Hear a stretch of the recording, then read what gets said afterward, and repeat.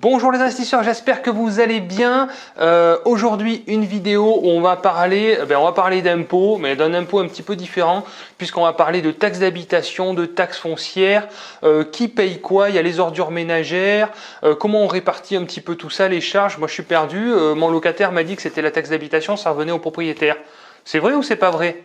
Je vous dis exactement ce qu'il en est, à tout de suite.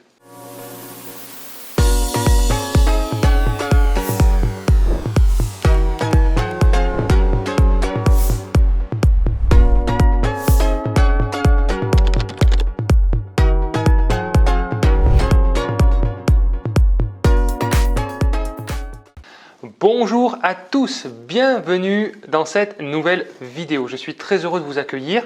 Alors, pour ceux qui ne me connaissent pas encore et qui vont me découvrir sur cette vidéo, je suis Robin Heldin, je suis un investisseur immobilier passionné qui partage tous mes conseils sur cette chaîne YouTube. Donc si vous n'êtes pas abonné, je vous invite à vous abonner. Je vais dire faire ça, oui, si vous voulez aussi, mettez un pouce, mais bon, vous ne savez pas trop ce que je vais dire.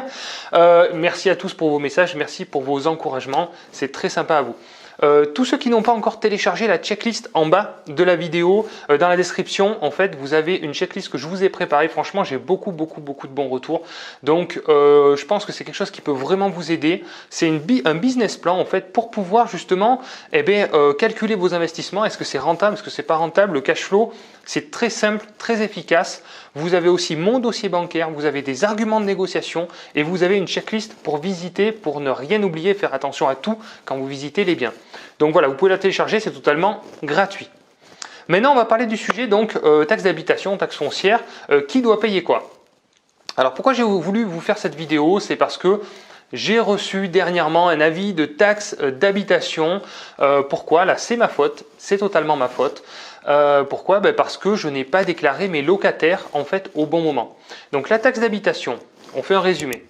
C'est au locataire à payer sa taxe d'habitation. Et il y a certains locataires, quand je fais visiter, les candidats à la location, me demandent combien va me coûter la taxe d'habitation. Impossible à savoir parce que ça va dépendre bien sûr du logement, mais ça dépend aussi également de leurs revenus. Donc il y a des calculs qui se font et ça on peut pas trop le savoir. La taxe d'habitation, elle est à payer par le locataire présent au 1er janvier. Même si vous avez un locataire qui est parti à partir du 2 janvier, il doit quand même payer la taxe d'habitation. Donc ce que je voulais vous dire, pourquoi j'ai reçu un avis de taxe d'habitation, c'est que je n'ai pas déclaré tous mes locataires au 1er janvier. Il y en a un que j'ai pas déclaré. Et donc voilà, je me retrouve à devoir, alors bien sûr j'ai pris des informations pour pouvoir donner les bonnes informations au fisc pour qu'il puisse retrouver mon ancien locataire.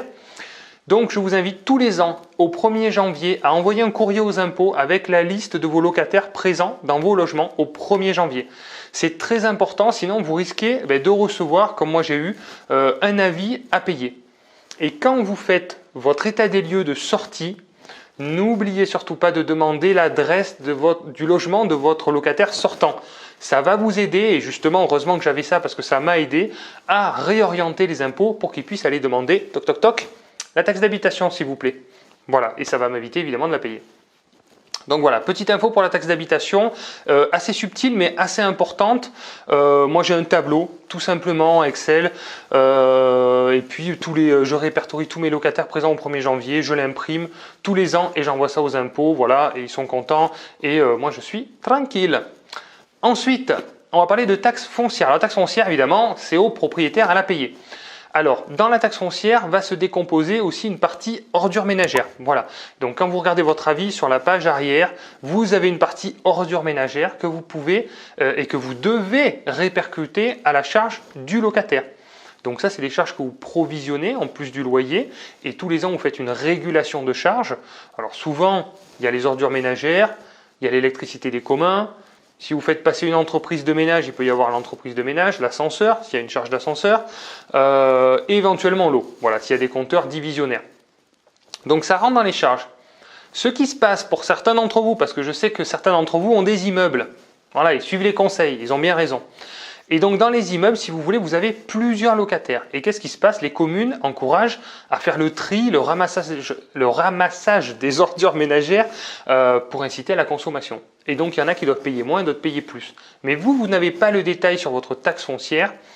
et certains locataires font très attention et ont envie d'être récompensés. Donc, il va falloir maintenant appeler les impôts pour avoir, si vous voulez, le barème fixe des impôts, des ordures ménagères, et le barème variable. Donc ça, c'est le fournisseur, l'organisme qui ramasse finalement les ordures, qui va pouvoir vous donner le détail par lot. Et donc moi, je fais ça, c'est assez rébarbatif tous les ans parce que j'ai des locataires qui font très attention. Et c'est vrai que si on encourage au tri et que derrière, on facture tout le monde pareil, il n'y a plus aucun intérêt. Et donc moi, j'ai des locataires assez écolos pour certains et ils ont envie d'être récompensés, ce qui est tout à fait normal. Donc, il faut appeler donc, ces deux organismes pour avoir les deux montants et justement les facturer en fonction de leur consommation. Voilà, c'est tout pour moi aujourd'hui, c'est assez simple, c'est une petite vidéo très simple, très efficace, on ne va pas parler pendant des heures pour rien dire. Merci d'avoir regardé la vidéo, si vous l'avez aimé, mettez-moi un petit like. Si vous avez un mode de fonctionnement ou des commentaires ou des questions, n'hésitez pas, juste ici, dans les commentaires, j'y répondrai avec plaisir. Merci à tous, bonne journée, bons investissements, à très vite. Ciao, ciao.